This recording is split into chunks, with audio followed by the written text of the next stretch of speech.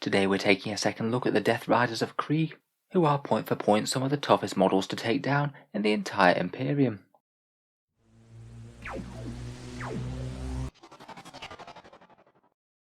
Hello and welcome back to Auspex Tactics, where today we're doing a focused review on the datasheet for the Death Riders, and talking about just how much of a problem these Kriegsmen could cause for the enemy.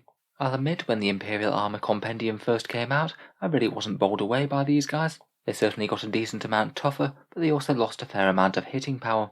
To be honest though, I think that I really made a mistake. I didn't stop and think about just how tough they were as per the numbers. I genuinely think that these guys are now one of Guard's strongest units, and a sizable contingent of them on the battlefield could really leave the opponent struggling to hold midfield objectives and advance out of their own deployment zone. So let's see what these disturbing gas-masked riders can do. So the Death Riders of Krieg are 15 points each. They're a fast attack choice for the Imperial Guard. Their rules are in the Imperial Armor Compendium, and of course they're locked to the Death Korps of Krieg. For 15 points a model, you get a 10-inch move, weapon skill 4+, ballistic skill 3+, strength 3, toughness 4, 3 wounds, 1 attack, leadership 7 and a 4+ save. Now to be honest, 3 wounds at toughness 4 at 5 points per wound isn't bad at all.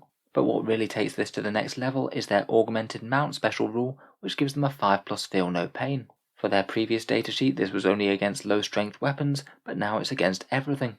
Against small arms damage 1 weapons they're incredibly durable, 5 points per wound, even cheaper than a standard guardsman, and that wound is at toughness 4 with a 4+ save. Mathematically these guys are odds on to tank a las cannon shot each, so both small arms and heavy firepower really just doesn't do all that much compared with the points that this unit costs. Offensively, I'll admit that they're not quite as strong as they used to be, but they're still not terrible. Each model is equipped with a las pistol, a Death Rider hunting lance, savage claws, and frag grenades. The main event is most certainly that Death Rider hunting lance. Basically it's an AP-1 strength user weapon, but on the charge it goes to strength +2, AP-3, and a flat damage of 2. Per rider you then get a 2 bonus savage claw attacks on top of that, with strength 4 AP-1, so they will at least do some damage both against hordes and against heavies. Personally, I don't think that the options that they can take are much to write home about. You can take a bolt pistol on the Ride Master or a plasma pistol, and you have the option to replace the Ride Master's hunting lance with either a power sword or a chainsword. Personally, I'd just keep the hunting lance. It's pretty decent and it's free. These guys really have become quite a fast and effective bully unit. They're not going to do enormous amounts of damage to things, but can still chew through light infantry. They just massively add to the annoyance that the opponent will actually have to deal with them, where you are going to have to take quite a bit of focused firepower to take each unit down. A few squadrons of these charging out the front of the army could seriously give your opponent problems. Just to put some numbers to how good that durability is, a 75-point squad of 5 models will on average take around about 100 bolt rifle shots to bring them down, 37 heavy bolter shots aimed at them, or 18 las cannon shots. That's some really good numbers for a 75-point unit, and they don't really have any sort of hard counter. I guess heavy bolters are about as close as you get to a hard counter for these guys, and even then they're not all that effective. Nothing besides volume fire of virtually any sort is really going to shift them. The melee is really not all that much to write home about. 5 riders will kill on average around about 2 Space Marines or 4 Orcs on the charge, around about 40 points of models out of 75 points investment. Really they are very much slanted towards durability as opposed to real damage dealing. The command squadrons do make that a little bit better though. You can take a 4-man Death Rider squadron as an elite's choice. They cost 15 points still, but they all get a very helpful 2 attacks rather than 1, so they do hit considerably harder point for point. Of course, like a fair bit of the Guard army, they can get orders from Death Rider squadron commanders. They're 45 points, and it specifically calls them out for being able to target cavalry with orders on their datasheet.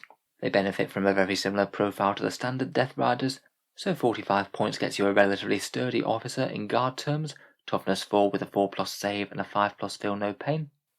And I think that typically you would want to use 1 or 2 of these alongside your Krieg horses. You can use the excellent move order to get those riders right in the enemy's face. With moving and advancing again, you're getting an average of 27-inch movement out of a standard horse unit. Sure, they won't be doing anything when they get there, but that's pretty stellar in terms of move blocking, screening, or jumping on objectives.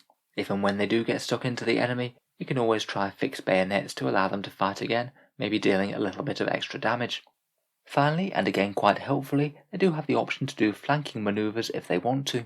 It's pretty much strategic reserve, but you don't pay any command points, and you're not restricted to the different board edges that you can bring them in. I think typically I wouldn't want to do any sort of mass outflanking manoeuvre, but maybe a unit or two turning up behind the enemy might not be such a bad shout either. As we said, they're fairly tough, so your opponent will have to counter them with something, and it might encourage them to draw units away from the front lines to deal with the new threat. Overall, as you can probably tell, I'm a really big fan of Death Riders now. I think including a fair few of them in a Krieg army is hardly going to be a bad choice. They just seem like a unit that you can't go too far wrong with.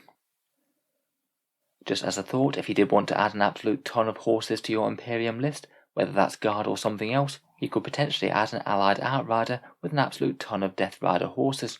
I would bear in mind though that if you decided to buy this little lot straight through Forge World, that would cost you something like 700 odd pounds. These guys are truly ludicrous in terms of the amount of cost per miniature, which is a shame because they're really quite nice looking sculpts. If we do allow ourselves to theorycraft though, or perhaps for people like myself who have an absolute ton of converted Guard Rough Riders lying around, then this could be quite interesting. This Outrider gets you no less than 40 horses, 2 Death Rider squadron commanders at 45 points each, 3 big squadrons of 10 for 150, and 2 command squadrons for 60 each. This would eat up a third of a whole army at 660 points, but it gets you a pretty crazy 124 wounds of toughness 4 with a 4+ save and 5+ feel no pain. You can have the officers just slingshot big Death Rider squadrons forward, make sure that the enemy is completely blocked up, and hopefully allow the rest of the Guard force to achieve its ends. You could fill out the rest with more Krieg and maybe make it into a battalion detachment, though I think I'd be more personally tempted to just take these from the Krieg side of things and then use a different regimental tactic for everything else. Aside from purely going for fluff purposes on the table and looking really cool, I think it might be better competitively just to take the Krieg horses and have everything else from a regiment that can really buff the units a bit better, say gunnery experts on vehicles for example. So anyway, I'm looking forward to hearing what you think about Death Riders of Krieg. I certainly might have to have a bit of an experiment with them with my converted Cadian Rough Riders. It can give them something to do until Games Workshop eventually gets around to releasing a new kit for them anyway. If you've enjoyed the video, then feel free to subscribe to see more like it. And if you are watching regularly, I'd just like to mention that the channel has a Patreon page down in the video description below. Making all of this content does take a fair amount of time, so if you are enjoying regularly, any support is massively appreciated. Channel patrons do get a fair few advantages, such as seeing certain videos early, regular votes to see what sort of things come next for the channel, and automatic entry to the channel's monthly prize giveaways with a chance to win some really big model kits. If any of that sounds good to you, or you'd just like to help support the channel, then the link is down in the video description below. In any case, a massive thank you for listening, and I'll hope to see you guys next time.